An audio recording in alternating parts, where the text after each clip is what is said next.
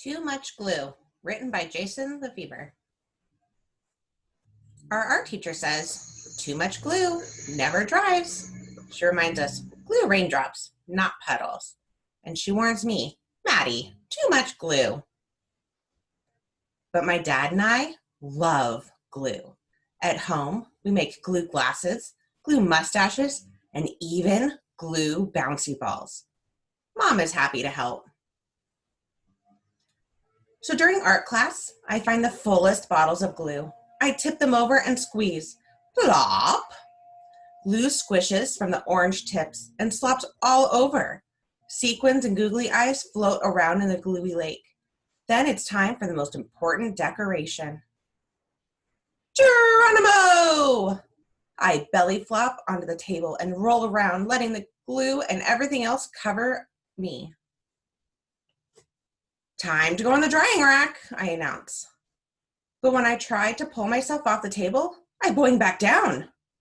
Too much glue, Maddie! Too much glue! My teacher squawks. This is bad. There's only half an hour until the end of school, and all I can do is lift my head and wave my hands and wiggle my feet. The rest of me is a blucky, stucky mess. Can somebody help me? I call.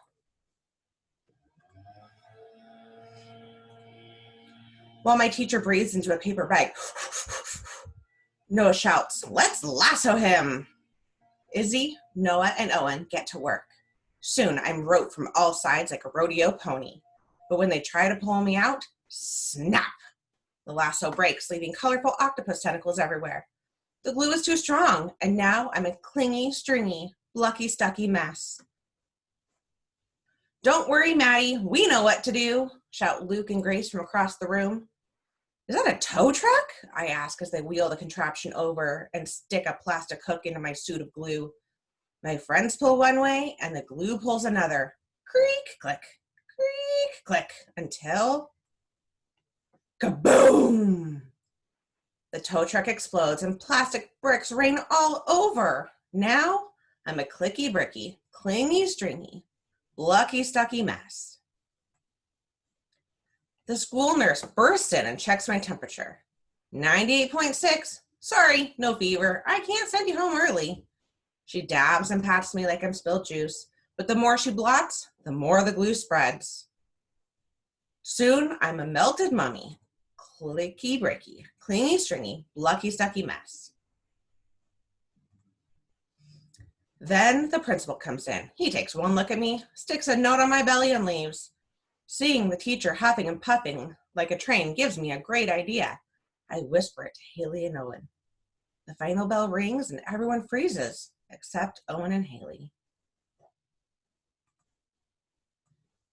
It's the biggest one we could make, they shout, furiously flapping a huge paper fan at me. Then, just as I'm thinking, I'll be a note on my tummy, melted mummy, clicky bricky, clingy stringy, blucky stucky glue boy for the rest of my life. My plan works. Something my teacher said could never happen, happens. The glue dries. But I'm still stuck, and now I hear footsteps. The door starts to open.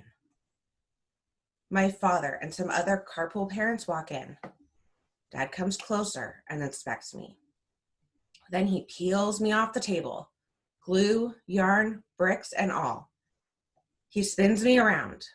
No one makes a sound. Then Dad smiles. Maddie, you're a masterpiece. He holds me up for everyone to admire. My friends all cheer. The car ride home was interesting. Mom is speechless when Dad brings me in the house, but he knows just what to do.